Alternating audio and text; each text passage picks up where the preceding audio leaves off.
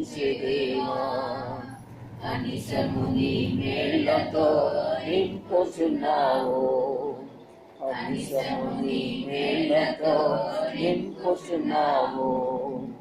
అన్నిటిలోనెప్పుడూ సకల సంపదలతోనూ, అన్నిటిలోనెప్పుడూ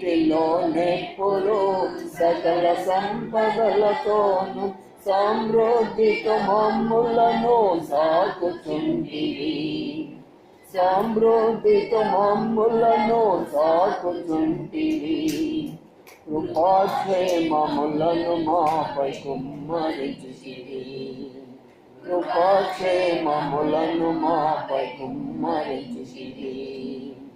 అనుదినము మా భారము భరించే దేవా, అనిశము నీ మేళ్లతో నింపుచున్నావు, అనిశము నీ మేళ్లతో నింపుచున్నావు.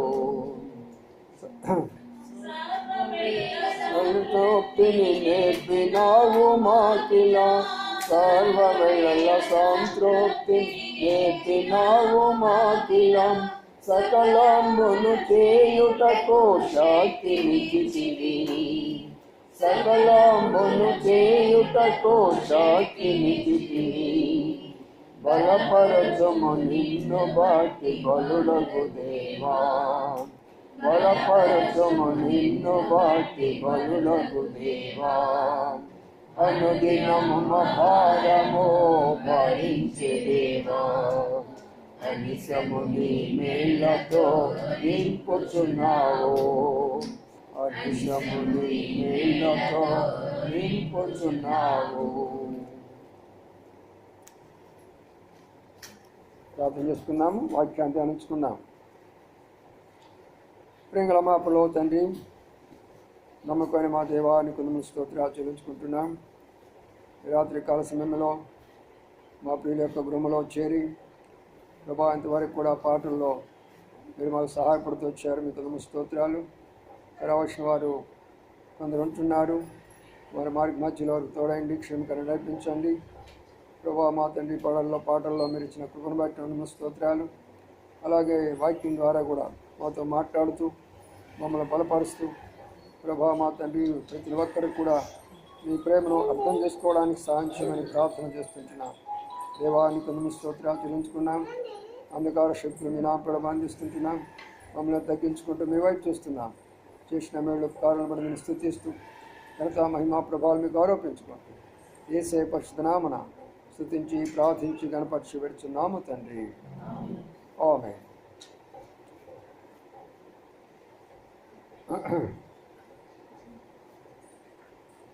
బైబిల్ మాట చదువుకుందాం. లూకాసు వార్త 2వ అధ్యాయం. లూకాసు వార్త 2వ అధ్యాయం.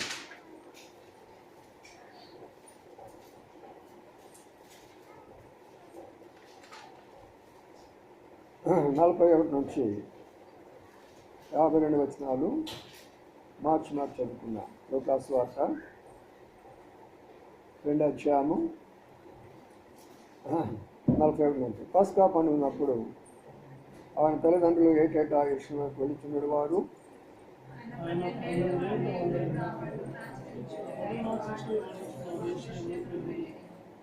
ఆ దినములైన తర్వాత వారు తిరిగి వెళుచుండగా బాలుడైన యేసు యెరూషలేములో నిలిచెను.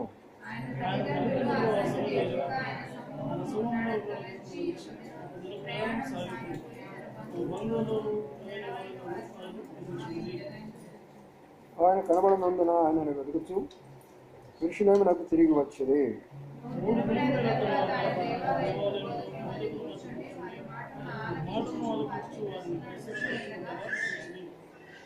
ఆయన మాటలు విని వారందరూ ఆయన ప్రజ్ఞకు ప్రత్యుత్తములకు విస్మయమందిరి.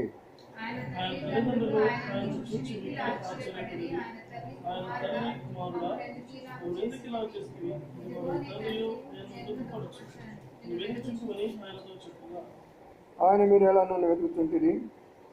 నేను నా తండ్రి పనుల మీద ఉండవని మీరు ఎరుగరా అని వారితో చెప్పాను. అంతలో ఆయన వారితో కూడా బయలుదేరి నజరేతునకు వచ్చి వారికి లోబడి ఉండెను. ఆయన తల్లి ఆ సంగతులను తన హృదయంలో భద్రం చేసుకునెను.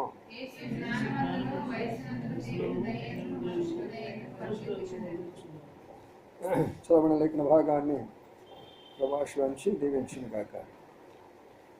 ఇవి క్రిస్మస్ దినాలు కాబట్టి దేవుని యొక్క మరి వాక్యాన్ని మనం అనేక విషయాలు నేర్చుకుంటూ వస్తుంటున్నాం. ఈరోజు కూడా మరికొన్ని విషయాలు మనం నేర్చుకోబోతున్నాం. అందరు శ్రద్ధగా ఆలోచించవలసిందిగా మనం చేస్తుంటున్నాం. ఇక్కడ ప్రభువైన యేసు క్రీస్తు వారికి ఎంత వయసు అంటే 12 సంవత్సరాలు. ఎంత వయసు చెప్పండి? 12 ఏళ్ళు. ఇప్పుడు యేసు ప్రభువారు పుట్టుకను గురించి మనము రకరకాల పండుగలు చేసుకుంటున్నారు, మీటింగులు పెట్టుకుంటున్నారు. అది వాటి ద్వారా వారు ఏమి నేర్చుకుంటున్నారు అనేది చూస్తే ఏమి తెలియటం వాళ్ళు ఏమి తెలియటం, వాళ్ళు ఏం చేస్తున్నారు అనేది కూడా వాళ్ళకి తెలియటంలా. ఆఖరికి చూసి తెలిసేది ఏంటంటే ప్రతి చర్చిల్లో కూడా యవనస్తులను సిద్ధపరచడము, పాటలు పాడించడము, డ్యాన్సులు వేయించడము, క్రిస్మస్తో హ్యాపీ క్రిస్మస్ అని చెప్పుకోవడం. అంతేగాని క్రీస్తు ఆయన పుట్టిన తర్వాత ఆయన జీవితంలో నుంచి మనమేమి నేర్చుకోవాలా, మన బిడ్డలకి ఏమి నేర్పించాలా, మన కుటుంబంలో ఏముండాలా, మరి ఆయనలో ఉన్నటువంటి యొక్క గుణలక్షణాలు మనలో ఉండాలా, ఆ ప్రేమ మనం పొందుకోవాలి, ఆయన ఎలాగా అనేకులను ఆకర్షించాడో మనం కూడా ఆకర్షించాలా, ఆయనలో ఏ శక్తి ఉన్నదో ఆ శక్తి మనలో కూడా ఉండాలని చాలామంది దాని గురించి ఆలోచించేది. అందుకనే ప్రియులారా, మనం ప్రతిరోజు కూడా దినాల్లో ప్రతి స్థలంలో మనం జరుగుతున్న కోడికల్లో ప్రభుని గురించిన ప్రతి క్రొత్త విషయాన్ని ప్రభు నేర్పిస్తూ వస్తుంటున్నాం. ఈరోజు కూడా మరి కొన్ని విషయాలు నేర్చుకున్నాం. 12 ఏళ్ల బాలుడు అమ్మా నాన్నగారు కలిసి యెరూషలేము అనే ప్రార్థనా మందిరానికి వెళ్తుంటున్నారు. తల్లి, తండ్రి, కుమారుడు ముగ్గురు కూడా ఎక్కడికి వెళ్తున్నారు చెప్పండి? ఎక్కడికి వెళ్తున్నాడు? యెరూషలేము మందిరానికి వెళ్తున్నారు. కాబట్టి మొట్టమొదటిగా ఈ క్రిస్మస్ సందర్భాల్లో మనం అందరం నేర్చుకునే మాట ఏంటంటే, మనము కూడా కుటుంబముగా అటు తండ్రిగాను, ఇటు తల్లిగాను, ఇటు బిడ్డలుగాను కలిసి యెరూషలేముకు కానీ మనం వెళ్ళగలిగితే ఆ దైవాశీర్వాదాలు, ఆ దేవుడు మనకి ఏమైతే ఇవ్వాలనుకున్నాడో ఆ ఆశీర్వాదాలన్నీ కూడా మనం పొందుకుంటాం. అందుకనే ఆ విషయాన్ని బట్టి ఇక్కడ ఏం రాయబడుతుందంటే, వాళ్ళ నాన్నగారు అమ్మగారు కలిసి అదే సమయంలో బిడ్డలతో కూడా కలిసి యెరూషలేము మందిరానికి వెళ్ళిపోయినారు. కాబట్టి ఇది మొట్టమొదటిగా మనం అందరం కూడా కుటుంబ సభ్యులంగా నేర్చుకోవాలి. ప్రతి ఒక్కరం కూడా నేర్చుకోవాల్సిందంటే, మనం ఎప్పుడైతే కుటుంబముగా వెళతామో ఆ కుటుంబానికి ఆశీర్వాదాలు వస్తాయి. ఒంటరిగా వెళతామో ఆ ఒంటరి వాళ్ళకే ఆశీర్వాదాలు వస్తాయి. అందుకనే చాలామందికి విషయం తెలియదు. స్కూళ్ళకి మనం పంపించుకుంటాం, కాలేజీలకు మనం పంపించుకుంటాం, ఈ లోకమైన వాటి కొరకే మనం ఆశపడతామే కానీ దేవుని యొక్క సన్నిధి కొరకు, దేవుని యొక్క మందిరం కొరకై, దేవుని దగ్గరకు వచ్చేదాని కొరకైన విషయాల్లో మనం గమనించినట్లయితే ఆ విషయాల్లో చాలా అశ్రద్ధ చేస్తాం. ఇప్పుడు అశ్రద్ధ చేసినటువంటి కారణాన్ని బట్టి ఏం జరుగుతుందని మనం అక్కడ గమనించినట్లయితే, మరి మన బిడ్డలు లేక మన కుటుంబంలో కొన్ని రకాలైనటువంటి అశాంతి పరిస్థితులు వస్తున్నాయి, అసమాధాన పరిస్థితులు వస్తుంటున్నాయి. మరి సరైనటువంటిదిగా దేవుడు కుటుంబంలో కార్యం చేయలేకపోతున్నాడు. దాని యొక్క రహస్యం ఇక్కడ బాగా గమనించండి. ప్రభువు 12 ఏళ్ల వయసు, వాళ్ళ అమ్మ నాన్నగారు ఏమనుకోవచ్చు అంటే, అబ్బాయి మేము పోయేస్తాం లేరా మందిరానికి, యెరూషలేముకి మేము వెళ్ళొస్తాంలే యెరూషలేము మందిరానికి, నువ్వు ఇంటి దగ్గర ఉండొచ్చు అని చెప్పొచ్చా లేదా? చెప్పొచ్చు, వాళ్ళు చెప్పొచ్చు. కానీ అలాగా చెప్పలా, వాళ్ళు అలాగ చెప్పలా. ఇప్పుడు ప్రభువుని గురించి మనం నేర్చుకునే మొదటి పాఠం ఏంటంటే, తల్లిదండ్రుల యొక్క మార్గంలో నడుస్తున్నటువంటి యొక్క బిడ్డ. తల్లిదండ్రులు ఏ మార్గంలో నడుస్తున్నంటే దేవుని మందిరానికి వెళుతున్నటువంటి మార్గంలో వెళుతుంటున్నారు. ఏమైనా సోదరి సోదరులారా, మనము మన కుటుంబాలు ఆశీర్వదించబడాలి అని అంటే మనం అందరం కూడా నేర్చుకోవాల్సినటువంటి యొక్క గొప్ప పాఠం ఏంటంటే, చాలా క్రిస్మస్లో ఇది మొట్టమొదటి పాఠంగా మనం నేర్చుకోవాలి. ఏమిటి ఆ పాఠం అని ఇక్కడ గమనించినట్లయితే, అటు తల్లి తండ్రి వారిద్దరూ దైవ మార్గంలోకి వెళుతూ దేవుని యొక్క ఏర్పాటు చేసిన యెరూషలేమునకు వెళ్ళారు. ఎక్కడ తల్లిదండ్రులు ఉన్నారో బిడ్డలు అక్కడే ఉన్నారు. అందుకనే దాని యొక్క ఫలితం ఏంటంటే 52వ వచనం చూడండి, చదవండి. 52వ వచనము.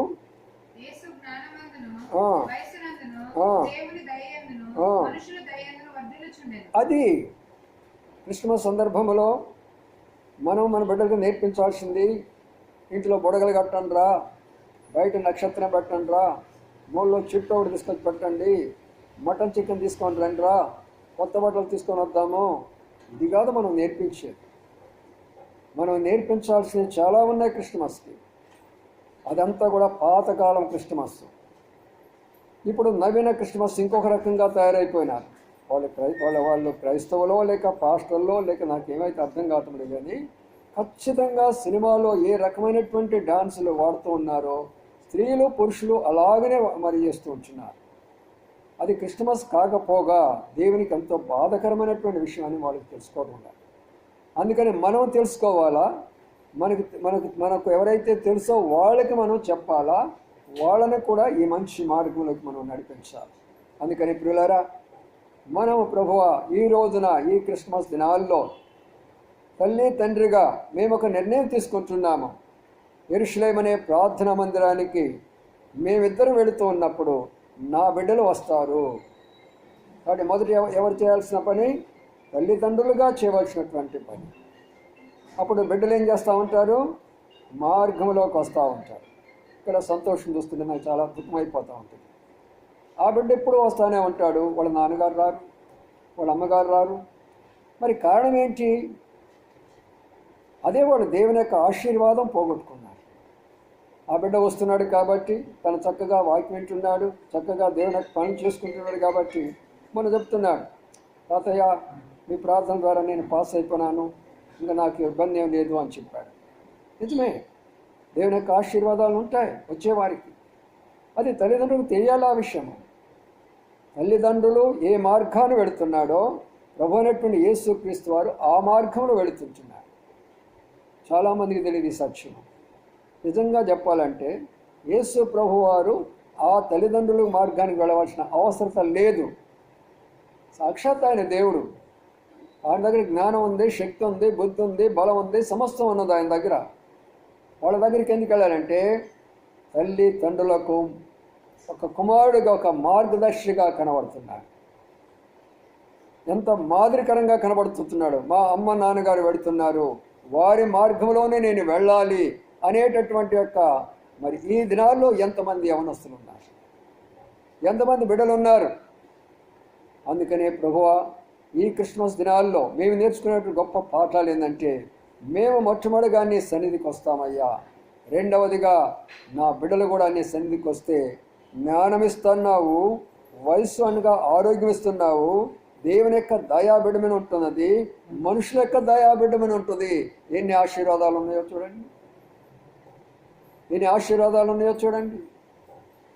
దేవుని యొక్క సన్నిధికి వచ్చేవాడికి దేవుడు ఇచ్చినటువంటి యొక్క ఆశీర్వాదాలు చూడండి. జ్ఞానంలో వాళ్ళు తక్కువగా కనబడటంలా, అంటే మిగతా విద్యార్థుల కంటే వాళ్ళు తక్కువగా కనబడరు. ఆరోగ్యంలో తక్కువగా కనపడటంలా, ఎప్పుడు మా బిడ్డలు అనారోగ్యం అయిపోయినారు, ఇదైపోయినారు, అదైపోయినారు అని చెప్పుకోవాల్సిన పరిస్థితి లేదు. మూడవదిగా దేవుని యొక్క దయ అనగా ఆత్మీయంగా బిడ్డలు కనబడుతూ ఉంటున్నారు. మనుషుల యొక్క దయ అనగా భౌతికంగా కూడా ఏది తక్కువగా బిడ్డలకు కనబడటం లేదు. ఇక్కడ నా ప్రియమైన సోదరి సోదరులారా, మనమందరం కూడా ఈ మొదటి పాఠాన్ని మనం నేర్చుకుందాం. తల్లిదండ్రులుగా ఒక మంచి నిర్ణయం తీసుకుందాం. ఈ రోజు మొదలు పెట్టుకొని యెరూషలేము ప్రార్థనా మందిరంకి నేను తప్పనిసరిగా దేవుని యొక్క సన్నిధికి వెళ్ళడం ద్వారా నా కుటుంబం రక్షించబడుతున్నది, నా బిడ్డలు మమ్మల్ని అందరూ కూడా దేవుడు దీవిస్తాడు, ఆశీర్వదిస్తాడు అనే విషయాన్ని మొట్టమొదటిగా నేర్చుకుంటాను. రెండవదిగా చూస్తే తర్వాత ఒక విషయం కనపడుతుంది. ఇక్కడ ఒక విషయం చూస్తే ఆయన వెళ్ళిన తర్వాత ఏం జరుగుతుందంటే 43 వచ్చిందో అండి.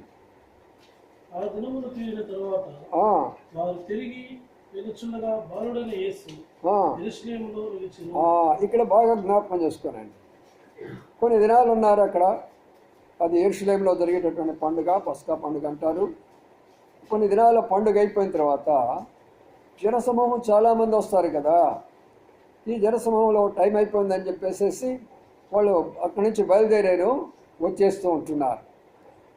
కానీ వాళ్ళు ఏం చేశారంటే, వాళ్ళు బయలుదేరినప్పుడు ఆ బిడ్డ చేతిని పట్టుకొని బయటకు తీసుకొని రాలా.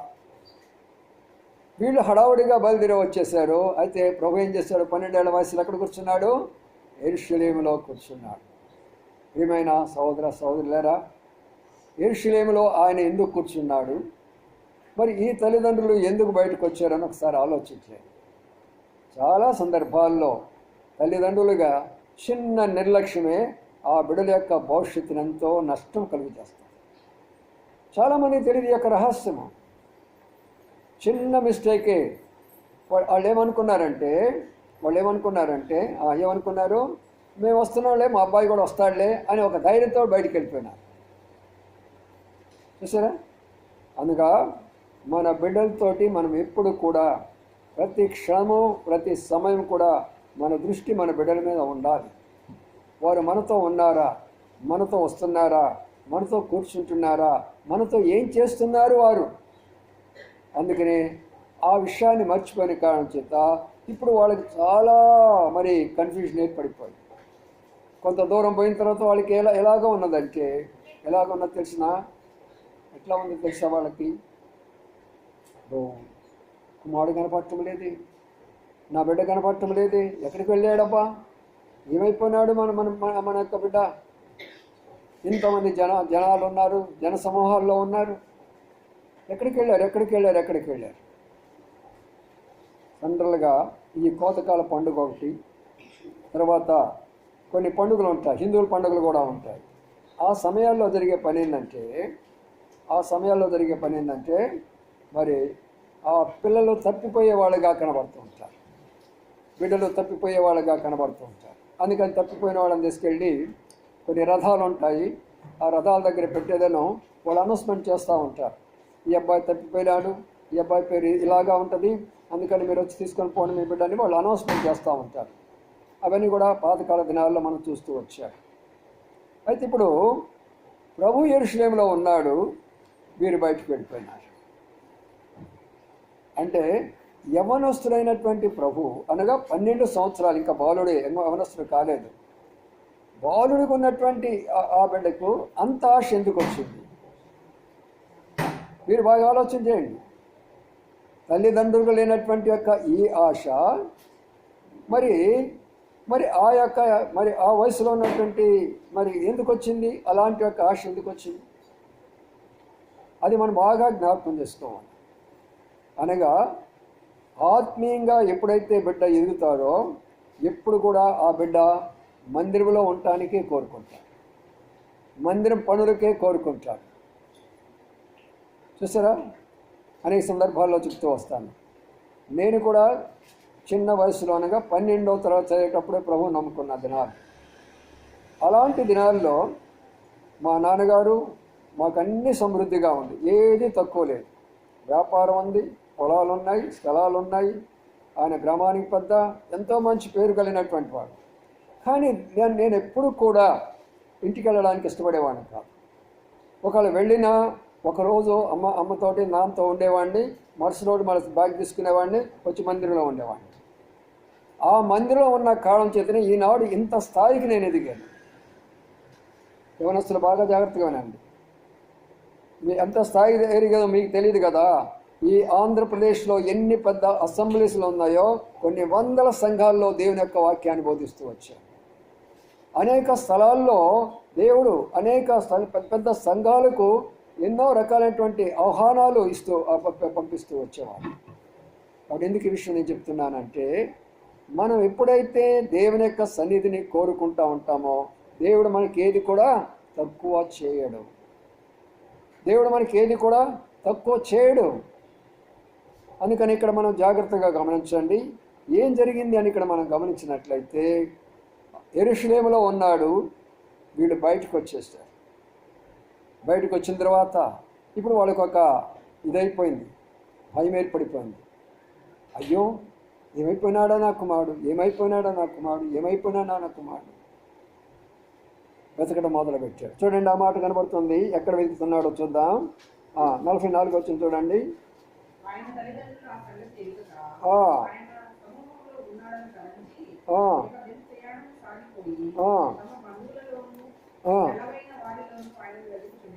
కాబట్టి ఇక్కడ మీరు గమనించండి, ఇక్కడ జరుగుతున్నటువంటి విషయం ఏంటంటే ఇప్పుడు వెతకటం మొదలు పెట్టేశారు.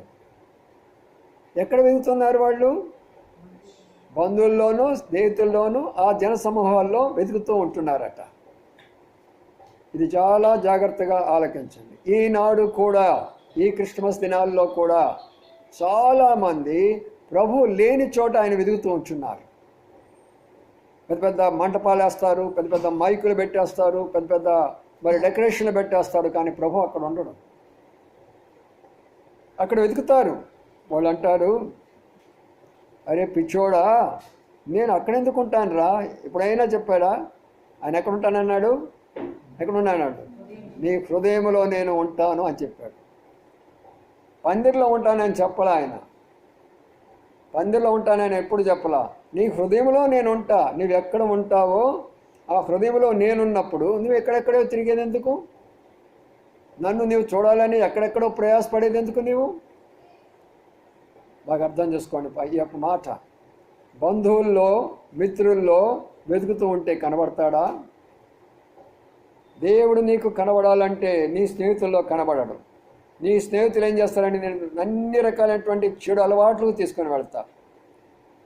యవనస్తులారా జాగ్రత్తగా ఉండండి ఈ మాట.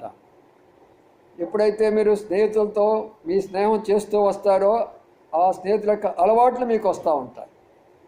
ఎప్పుడైతే దేవునితో స్నేహం కలిగి ఉంటారో ఆ దేవుని యొక్క స్నేహం మీకు వస్తూ ఉంటుంది, ఆ అలవాటులు మీకు వస్తూ ఉంటాయి. ఈ మాటలు బాగా గమనించవలసిన మనం చేస్తున్నాను. కాబట్టి స్నేహితుల మధ్యలో కనబడడు, బంధువుల మధ్యలో కనబడడు.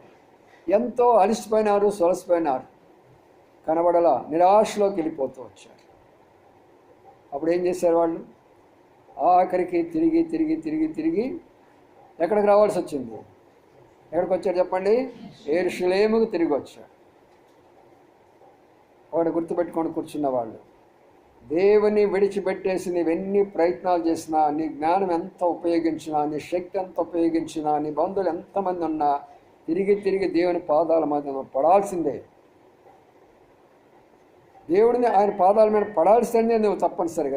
నీ దగ్గర ఎంత జ్ఞానం ఉన్నా, ఎంత తెలివి ఉన్నా, ఎంత వెతికినా కూడా చివరికి ఆయన సన్నిధికి వస్తేనే నీకు మేలు జరుగుతుంది.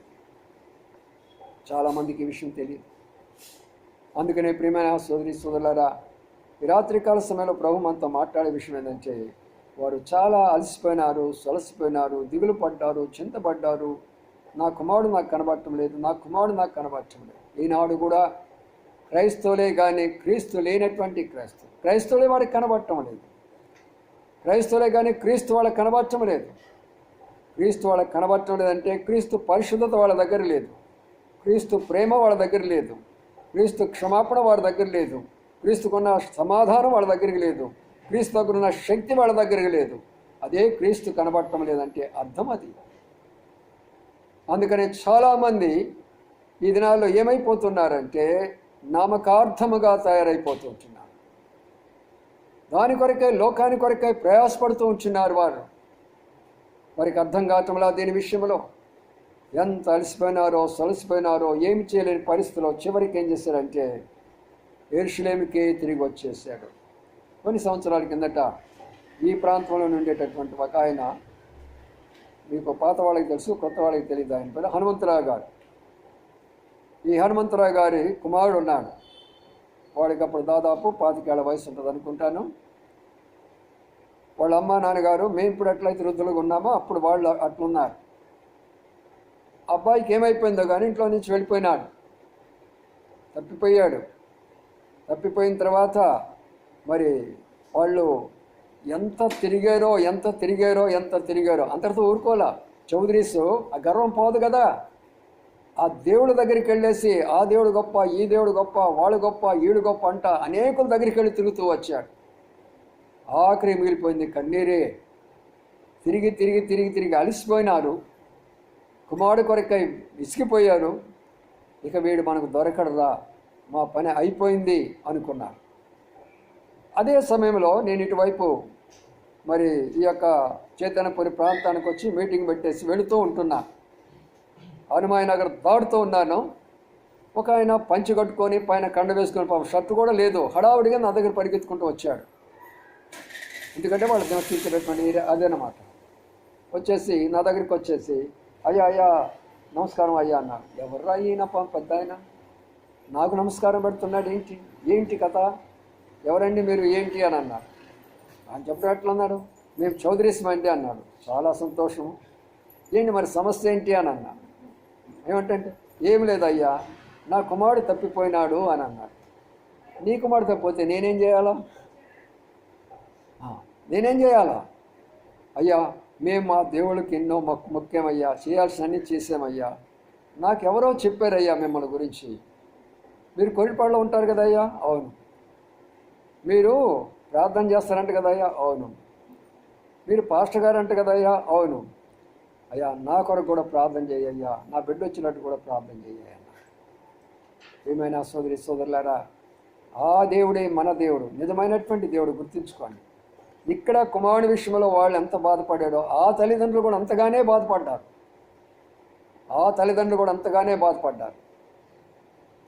అయితే సరే, ఆయనకు ఒక మాట చెప్పాను. ప్రభుని గురించి చెప్పిన తర్వాత, నువ్వు నమ్ముతావా యేసు ప్రభు నీ కొరకే పాపాల కొరకే మరణించావంటే, అయ్యా నమ్ముతాను. మరి పాపాలు ఒప్పుకుంటావంటే ఒప్పుకుంటాను అన్నాడు. సరే, నీ నమ్మిక చొప్పున నీ విశ్వాస చొప్పున దేవుడు కార్యం చేస్తాడు, నా దగ్గర ఏమి లేదు, నీ కొరకై ప్రార్థన చేస్తానని చెప్పాను. అక్కడే ప్రార్థన చేస్తాను, రోడ్డు మీదే హనుమాన్ నగర్ రోడ్డు మీద ప్రార్థన చేసి ఇంటికి వెళ్ళిపోయినాను. ఆ రాత్రి గడిచిపోయింది. ఉదయాన్నే వచ్చేసాడు. ఉదయాన్నే మరి అడ్రస్ చెప్పాను కాబట్టి అడ్రస్ ప్రకారం ఇంటికి వచ్చి తలుపు కొట్టాడు. ఏంటంటే హనుమంతరావు గారు ఏంది ఇంత మరి ఈ టైంలోకి వచ్చారంటే, ఏం లేదయ్యా, అబ్బాయి తెనాల్లో ఉన్నాడంట అయ్యా, నేను వెళతాను తీసుకొచ్చుకుంటాను అన్నాడు. చూసారా పిల్లరా, దేవుడు మన ప్రార్థన ఎలాగ ఆలకిస్తాడో చూడండి. ఎన్నో చేశాడు ఈ లోక సంబంధమైనటువంటి వాటన్నిటిని కూడా సున్నా చేశాడు దేవుడు. ఆఖరికి యెరూషలేము రావాల్సింది ఎంత టోళ్ళైనా సరే. ఈ లోకంలో ఎంత ఉద్యోగస్తులైనా, ఏ స్థాయి కలిగి వారినైనా, ఏ యొక్క మరి ఉన్నతమైనటువంటి యొక్క దీనికి సంబంధించిన వాళ్ళైనా ఆఖరికి ప్రభు యొక్క పాదాల మీదకి రావాల్సిందే. ప్రతి వాని యొక్క మోకాలు యేసుక్రీస్తు నామమున వంగి తీరాల్సిందే. ఆయనే దేవుడని ఒప్పుకొని తీరాల్సిందే. అందుకని పిల్లరా, గొప్ప రహస్యం ఏంటంటే, యెరూషలేముకు వచ్చినప్పుడు ఏం కనపడుతుంది అక్కడ? దేని కొరకు వారు ప్రయాసపడ్డారో ఆ ప్రయాస అక్కడ కనబడుతుంది. బాగా అర్థం చేసుకోండి ఈ విషయాన్ని. ఎంతమంది అయితే ఇక్కడ మనం ప్రయాసపడుతున్నామో, దేని కొరకు మనం ప్రయాసపడుతున్నామో ఆ ప్రయాస నీకు కనబడాలి అంటే ఒకటే మార్గము. కనబడాలంటే ఒకటే మార్గము. ఏమిటి ఆ మార్గము? ఎక్కడ ఆ మార్గం అంటే యెరూషలేములో ఆ మార్గం అనేది ఉంటున్నది.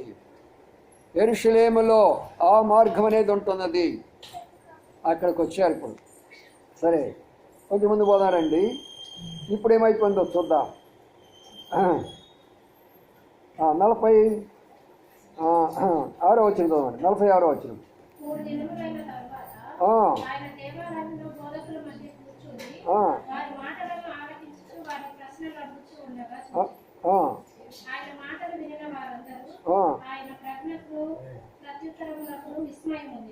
చాలు. ఇప్పుడు నా మాటలు మనం గమనిస్తే ఒక విషయం కనబడుతూ ఉంటుంది. ఏమిటి ఆ విషయం అని మనం ఇక్కడ చూసినట్లయితే, ప్రియులారా, మరి వారు యెరూషలేముకు వచ్చినప్పుడు ఏం జరుగుతుందంటే, అక్కడ ప్రభు అక్కడ ఉన్నాడు. వారి మధ్యలో ఏం చేశాడు? వారి మధ్యలో ఏం చేస్తున్నాడు? కూర్చొని వాళ్ళని ఆలకిస్తున్నారు. ఎవరంట వాళ్ళు? ధర్మశాస్త్రోపదేశకులు, శాస్త్రాలు రాసేవారు. మనం ఉన్నటువంటి గ్రంథాలు ఉన్నాయే, పురాణాలు ఉన్నాయే, ఈ వేదాలు ఉన్నాయే, ఇవన్నీ రాసేటటువంటి వాళ్ళు అక్కడ ఉన్నారు. వాళ్ళందరూ కలిసి అక్కడ ఉండి ఆ దేవాలయంలో మేమే గొప్పవారు అనుకుంటున్నప్పుడు, ఈ చిన్న బాలుడు, 12 సంవత్సరాల బాలుడు వాళ్ళ మధ్యలో కూర్చొని వాళ్ళని ప్రశ్నలు అడుగుతూ ఉంటే, వాళ్ళని ప్రశ్నలు అడుగుతూ ఉంటే వాళ్ళు ఆశ్చర్యపోతున్నారు అంట. అర్థమైందా? వాళ్ళు ఏం చేస్తున్నారు చెప్పండి? ఉందంటారా మీ దగ్గర అంత తెలివి? ఉందా మీ దగ్గర తెలివి? ఎందుకు లేదు? దేవుడేం తక్కువ ఎందుకు ఇవ్వటం లేదు ఆ తెలివి? బాగా అర్థం చేసుకోండి. దేవుడు ఎవరైతే దేవాలయంలో కూర్చొని ప్రభు పాద సన్నిధిలో కూర్చుంటాడో వాళ్ళకి ఆ జ్ఞానం ఇస్తాడు. ఆ ప్రజ్ఞ అనగా ఆ యొక్క గొప్ప తెలివి తేటలకి ఎంత ఆశ్చర్యపడతారంటే మిగతా వాళ్ళందరూ కూడా ఆశ్చర్యపడతారు. కాబట్టి ప్రియమైన సోదరి సోదరులారా, దేవుని ప్రభు యేసు క్రీస్తు వారు చిన్నతనంలోనే 12 ఏళ్ల వయసులోనే ఇంత జ్ఞానం ఉందంటే 30 ఏళ్ల వయసులో ఎలా ఉంటుంది ఒకసారి ఆలోచించండి. యేసు ప్రభు అంటే క్రిస్టమస్ ఏమిటా క్రిస్టమస్? ఆయన అడిగే ప్రశ్నలకు వాళ్ళు జవాబు చెప్పలేకపోతున్నారు. ఆయన యొక్క గొప్పతనాన్ని వాళ్ళు వర్ణించలేకపోతుంటున్నారు. అరే చూడబోతే చిన్నవాడుగా ఉన్నాడే ఎట్లా అయిపోయినాడు? 30 ఏళ్ల వయసులో నేను ఒక ఇన్స్టిట్యూట్ ప్రిన్సిపల్గా ఉన్నా. ఎంత నా వయసు? 30 ఏళ్ల వయసు. ఒక ఇన్స్టిట్యూట్కి ప్రిన్సిపల్గా ఉన్నాను నేను అప్పుడు. బాగా అర్థం చేసుకోండి. ఇక్కడ ప్రిన్సిపల్గా అయిన తర్వాత మరి పూనా నుంచి డైరెక్టర్స్ వచ్చారు. డైరెక్టర్స్ వచ్చేసి నేను అక్కడే ఉన్నాను నా యొక్క ప్రిన్సిపల్ రూమ్లో. వాళ్ళు వచ్చి నా వైపు చూసి, వాళ్ళు పెద్దవాళ్ళు నా వైపు చూసి అన్నారు, ఇక్కడ ఏడి ప్రిన్సిపల్, మేము ఆయనతో మాట్లాడడానికి వచ్చాము, ఇక్కడ ఇన్స్టిట్యూషన్ విషయం అంతా కూడా ఇన్స్పెక్షన్ చేయడానికి వచ్చాము అన్నారు. ఇప్పుడు మేము ఏంటి సార్ సంగతి ఏంటి, మీరు ఎవరు వచ్చారు, ఎక్కడి నుంచి ఎక్కడికి వచ్చారంటే వాళ్ళు అన్నమాట ఏంటంటే, నీకెందుకురా బాబు ఇక్కడ గుమస్తాగానో క్లర్క్గానో ఆఫీస్ అసిస్టెంట్ పని చేసుకుంటావు కదా, మా సంగతి నీకెందుకు, నీ ప్రిన్సిపల్ పిలువ అంటున్నాడు. అంటే నేను ఎలాగున్నాను వాళ్ళ దృష్టిలో? ఎలాగున్నాను నేను? గుమస్తా క్లర్క్లాగా కనబడతాను. ఇంకా తర్వాత అయిన తర్వాత చెప్పాను, మీరేమనుకోకపోతే నేనేనండి ప్రిన్సిపల్. నువ్వు ప్రిన్సిపల్గా? ఇంత చిన్నోడు ఎట్లా ప్రిన్సిపల్ కూడా? దేవుడిచ్చిన జ్ఞానం. వీళ్ళారా, మీ యవనస్తుల కొరకనే ఎంతో భారంగా ఎందుకు ఈ విషయాలు నేను చెప్తానంటే, దేవుడు మిమ్మల్ని అందరూ అలాగా ఆశీర్వదించాలా. అంతేకాదు ఆ ఇన్స్టిట్యూట్ ప్రక్కనే మరి ఉమా భారతి గారు మరి మినిస్టర్గా పనిచేస్తారు. అది మన మధ్యప్రదేశ్లో. ఆమె భగవద్గీత యొక్క పండితురాలు. ఆమె భగవద్గీత గురించి చెప్తుంటే వేలాది మంది ప్రజలు ఆశ్చర్యపోయి, అమ్మగారు దేవత వచ్చేసి దిగి వచ్చింది, లక్ష్మీ పార్వతి రూపంలో వచ్చేసింది ఉమాభారతి గారు అని ఏమి పొగుడుతూ ఉండేవాళ్ళు.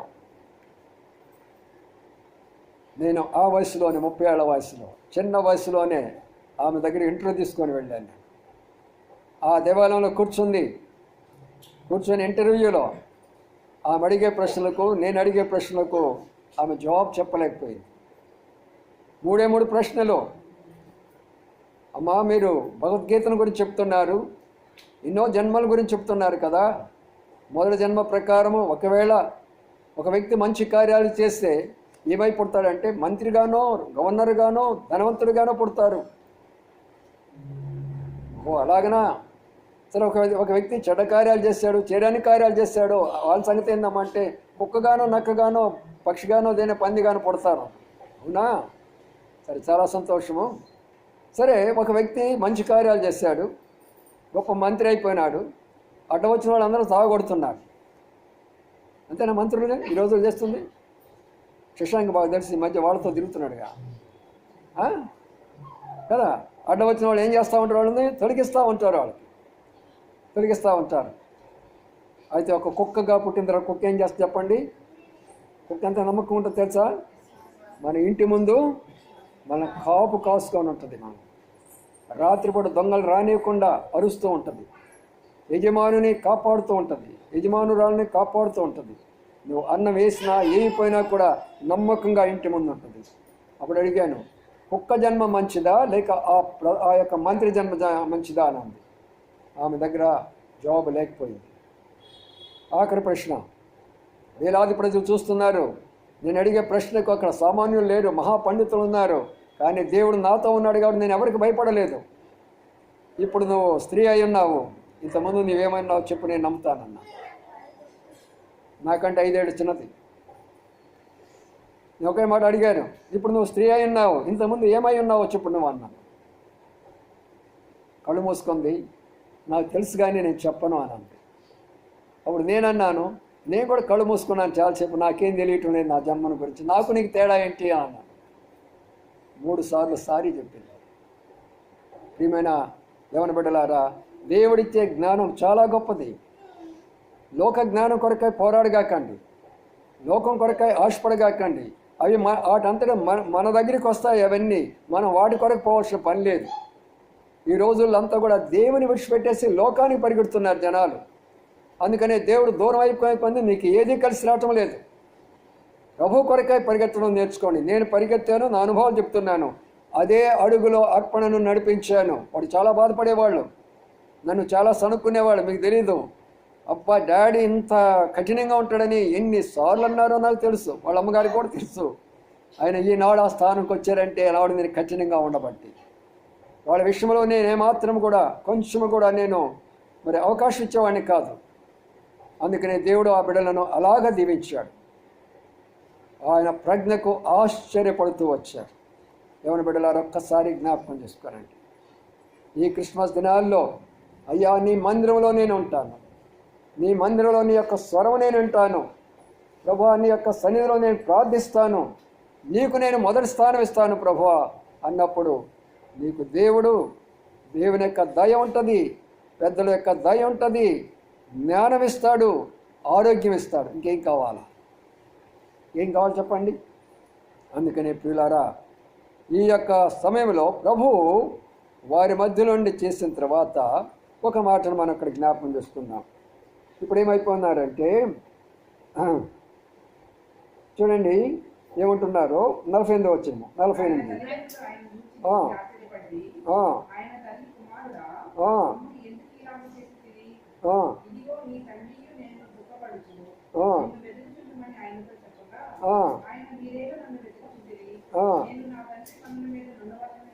చూడండి పిల్లలు, ఇక్కడ ఒక మాట వినండి. ఏమంటున్నారు తెలిసిన? ఏమంటున్నాడు? అయ్యా ఎందుకు మీరు మమ్మల్ని దుఃఖపెట్టావు నువ్వు అంటే దేవుని యొక్క ఇంటిలో, దేవుని యొక్క పనుల్లో దేవుని బిడ్డలు ఉంటే తల్లిదండ్రులకు దుఃఖమా? అప్పుడేమన్నాడు తెలిసిన? ఏమన్నాడు? నేను నా తండ్రి పనుల మీద ఉన్నా. మీరు నాకు శరీర సంబంధమైన తండ్రులే, తల్లిదండ్రులే. కానీ అంతకన్నా ముందు నిన్ను నన్ను అందరినీ సర్వలోకాలు సృష్టించిన ఆ తండ్రి ఉన్నాడు. ఆ తండ్రి కొరకు నేనేం చేయాలా? ఆ తండ్రి పనుల మీద నేను ఉండాలా? చాలాసార్లు మా నాన్నగారు కూడా చాలా బాధపడేవాడు. ఏంటి వాడు బీకాం చదువుకున్నాడు, ఎంకాం చదువుకున్నాడు, బీఈడీ చదువుకున్నాడు, ఎంఫిల్ చదువుకున్నాడు, ఎంతో స్థాయిలో కూడా ఎదిగిపోయినాడు, ఎప్పుడు చూసినా కూడా ఇంటికాడ ఉండడు. కనీసం ఒక వారం రోజులన్నీ ఇంటికాడ ఉండమంటే ఉండడు, కనీసం 3 రోజులు ఉండరన్నా కూడా ఉండడు. ఉదయాన్నే వస్తాడు, ఏదో ఆఫీసులో సంతకం పెట్టినట్టు ఉంటాడు, సాయంకాలం కల్లా సంత తగిలించుకుంటాడు. ఏమిటి వీళ్ళారా? తండ్రి మనకు ఒక ఆయన ఉన్నాడు పరలోకంలో. ఆయన కార్యాలను ఎప్పుడు చేస్తూ ఉంటావో నిన్ను దేవుడు హెచ్చిస్తూనే ఉంటాడు.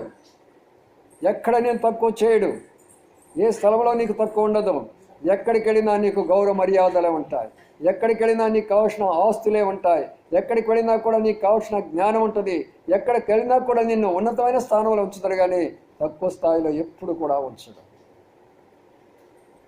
యవనస్తులందరూ కూడా తీర్మానం చేసుకోండి క్రిస్మస్ దినాల్లో, నా తండ్రికి నేను లోబడుతున్నాను, అదే సమయంలో పరలోక తండ్రికి కూడా నేను లోబడాలి ఈ రోజున అని నువ్వు తీర్మానం చేసుకుంటే దేవుడు కూడా తీర్మానం చేసుకుంటాడు నీ కొరకాయ.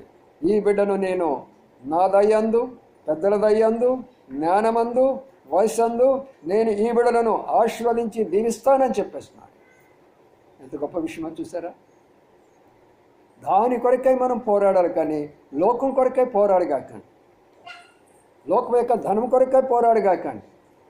కొన్ని సంవత్సరాల కిందట కాలిఫోర్నియా దగ్గర జరిగిన సంగతి చెప్తున్నాను వినండి. అక్కడ సముద్రం ఒకటి ఉన్నది. ఆ సముద్రంలో ప్రయాణం చేస్తూ మరి ఒక ఓడ వెళుతూ ఉంటున్నది. ఒక ఓడ ప్రయాణం చేస్తూ వెళుతుంది. ప్రయాణం చేస్తూ వెళుతున్నప్పుడు సముద్రంలో ఏముంటాయంటే, సముద్రంలో చిన్న చిన్న కొండలు ఉంటాయి. సముద్రంలో కొన్నిసార్లు మనకు పెద్ద పెద్ద రాళ్ళు, కొన్ని కొండలు ఉంటాయి, మీకు తెలుసు కొండలు ఉంటాయి. అనుకోకుండా ఏం చేసిందంటే ఈ యొక్క ఓడ దాన్ని ఢీకొన్న తర్వాత ఏమైపోయింది, ఓడ బద్దలైపోతుంది. అలాంటి యొక్క భయంకరమైనటువంటి పరిస్థితుల్లో వాళ్ళు దూకి రక్షించుకోవడానికి వాళ్ళకి చిన్న చిన్నవి కొన్ని సదుపాయాలు వాళ్ళకి ఇస్తారు. ఆ సమయంలో చాలామంది ఏం చేశారంటే వాటిని ఉపయోగించుకొని వాటిల్లో నుంచి బయటికి దూకేసేసి, మరి కొంతమంది వస్తుంటే కొంతమందికి స్థలం లేనటువంటి వాళ్ళు ఈదుకుంటూ బయటకు వచ్చినారు. సముద్రంలో భయంకరమైనటువంటి యొక్క సంఘటన జరిగింది. కాలిఫోర్నియా దగ్గర జరిగిన విషయం ఇది. కొందరైతే ఏమో ఈదుకుంటూ బయటకు వస్తున్నారు, కొంతమంది ఏమో అవి తగిలించుకొని బయటకు వస్తున్నారు. మొత్తానికి బయటకు వస్తున్నారు. కొంత సమయం అయిన తర్వాత ఒక వ్యక్తి వచ్చేసి ఆ ఓడలో నుండి కిందకు దూకేశాడు. దూకితే ఒక బండ మునిగిపోయినాడు లోన. బండ మునిగిపోయినట్టు లోనికి మునిగిపోతే అక్కడ ఉన్నటువంటి రక్షభటులు, ఆ పోలీస్ డిపార్ట్మెంట్ వాళ్ళు ఉంటారు అక్కడ, వాళ్ళు ఏం చేశారంటే వెంటనే అందులో దూకేసి కొంతమంది ఆ వ్యక్తిని బయటికి తీసుకొని వచ్చారు. అందరు జాగ్రత్తగా ఉండండి, ఇక్కడ అటు ఇటు మనసు పెట్టకుండా ఉండండి. ఎప్పుడైతే ఆ వ్యక్తి బయట తీసుకొచ్చాడో శవమై బయటకు వచ్చాడు. ఎందుకు శవమైపోయినాడంటే తన యొక్క నడుము చుట్టంతా కూడా మరి పెద్ద సంచులు ఉన్నాయి. ఆ సంచుల నిండా ధనము, ఆ సంచుల నిండా బంగారం పెట్టాడు. ఎక్కడి నుంచి వచ్చిందంటే ఎవరైతే ఓడలో నుండి బయటకు దూకినారో వాళ్ళ ఆస్తి లోన్ ఉంది. అర్థమైందా? వారు ప్రాణాలు దక్కించుకోవడానికి ఏం చేశారు, వాళ్ళు సముద్రంలో దూకారు. అయితే వారు ఉన్నటువంటి సూట్ కేసులు అవన్నీ కూడా అక్కడ విడిచిపెట్టేశారు. ఆ ధనము, ఆ బంగారం అంతా అక్కడ ఉన్నది. ఈ పెద్ద మనిషి ఏం చేశాడు, వాటన్నిటి పోగేసుకొని కట్టుకున్నాడు. నేను కూడా దూకి ఎదగాలని అనుకున్నాడు, కానీ మునిగిపోయినాడు. ప్రియమైన సోదరులారా, దేని కొరకు ఆశపడినాడో దాన్ని అనుభవించలేకపోయినాడు. ప్రాణము ప్రాముఖ్యము కానీ ఈ లోక సంబంధమైన ప్రాముఖ్యము కాదు. రేపు మనం చనిపోతే మన భవిష్యత్తు ఏమిటి, రేపు మనం చనిపోతే మనం ఎక్కడికి వెళుతాము అనే విషయాన్ని మనం చాలా జాగ్రత్తగా ఆలోచించాలా. అంతేగాని ఈ లోకము కొరకు, ఈ లోక ధనము కొరకు, ఈ లోకం దాని కొరకై నువ్వు జీవించావంటే ఆ వ్యక్తి ఎలాగైతే అయిపోతాడో అలాగే అయిపోతాడు. అందుకనే మనం చదివినటువంటి గొప్ప పాఠం ఏంటంటే ఆ ప్రభువారు తండ్రి కార్యాల మీద ఉంటూ వచ్చినాడు. అమ్మా, నిజమే నేను నీ కుమారుడినే, కుమార్తెనే. అయితే నాకు ఒక ఆయన ఉన్నాడు పరలోకంలో, ఆయన పని నేను చేయాలి. ఎంతమంది చేసుకుంటామో తీర్మానం అది, ఎంతమంది చేసుకుందామో తీర్మానం అది. నేను చేసుకున్నాను ఆ తీర్మానం. అందుకని చదువుకున్నా ఆ పనిలోనే ఉన్నాను, ఉద్యోగం చేస్తున్నా ఆ పనిలోనే ఉన్నాను, రిటైర్ అయిపోయిన తర్వాత ఆ పనిలో ఉన్నాను, వృద్ధాప్యంలోకి వచ్చిన ఆ పనిలోనే ఉన్నాను. వాడు ప్రతి యవనస్తులు తీసుకోవాల్సినటువంటిది గొప్ప పాఠం ఇది. ఇక్కడ రండి ఆఖరికి ఒక మాట చదువుకుందాము. ఆ మాట కూడా చాలా శ్రేష్టమైన మాట. ఆ తర్వాత మనం చూస్తే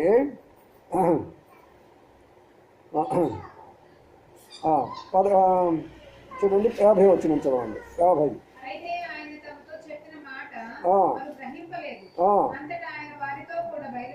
వారితో కూడా బయలుదేరి నజరేతునకు వచ్చి వారికి లోబడి ఉండెను.